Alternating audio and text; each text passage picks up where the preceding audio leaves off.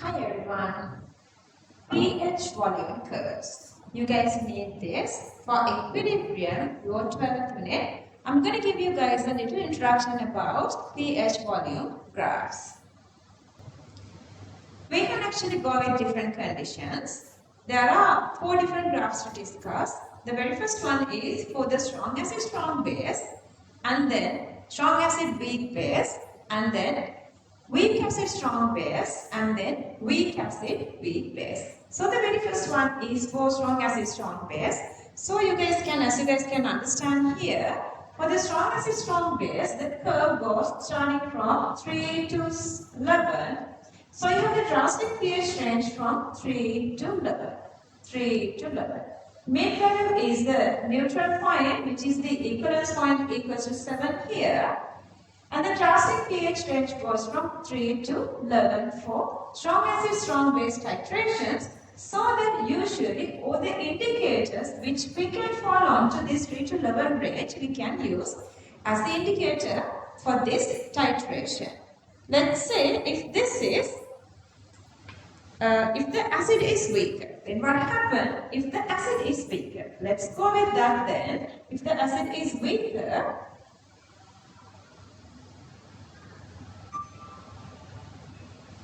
if the acid is weaker, if the base is weaker, the acidic part is there. See, the acidic part is there, but the basic part is not existing. The basic part is not existing, so that your drastic pH range then go from 3 to 7.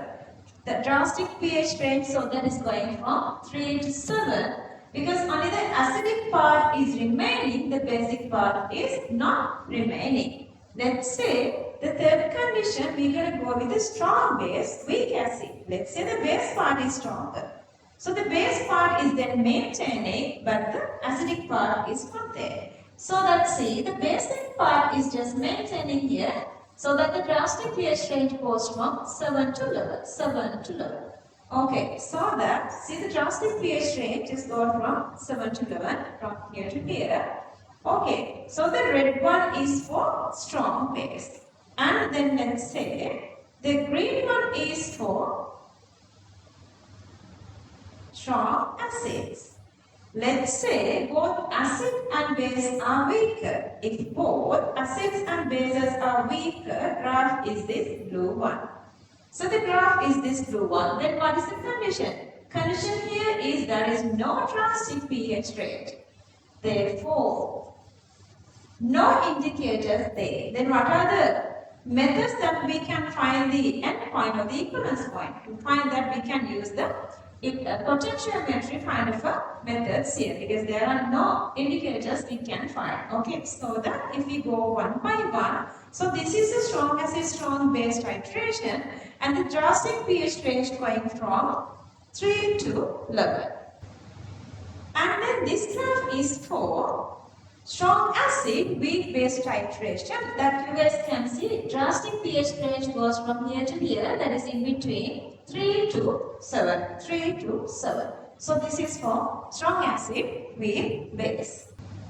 So that the third graph is for weak acid, strong base. So that you guys can see. So the drastic pH range goes from 7 to 10 or 7 to 11. So this is a drastic pH range. So the stronger base part is there, but the acidic part is not here. So the acidic part is weaker. So the drastic pH range for weak acid, strong base goes from 7 to 10 or 7 to 11.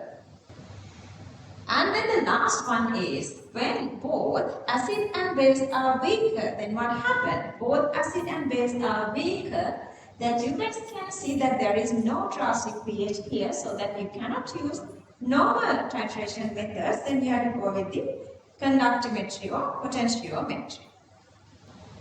Not only that, I want to emphasize something little more here. Even the strong acid, strong base are using. See here, we are using strong base sodium hydroxide and strong acid HCl. Strong acid HCl. Even if you are using a strong acid and strong base, when the concentrations are getting lower, still the drastic pH range is getting narrower. see, when the concentration is 0.1, then the drastic pH range is 3 to 11. When the concentration is 0.01, then the drastic pH range goes from 9 to 5. 9 to 5. But when the drastic pH range is when the concentration is way lower, 0.001, then the drastic pH range becomes 6 to 8. 6 to 8. So that when the concentration is less than 0.001, even the acid and base are weaker, still we cannot go through the titration with indicators again, so that we're supposed to find another method like conductometry or potentiometry to get equivalence point. Okay, in my theory class, we are halfway done with this equilibrium for 2026 students. Time to time, they are just sending me little tips that which part that they want to emphasize or which part that they want us to go through this refreshing. So that's why I'm doing these little videos here. I'm Asha Mathotaarachchi. If you're still not subscribed my channel, please do subscribe.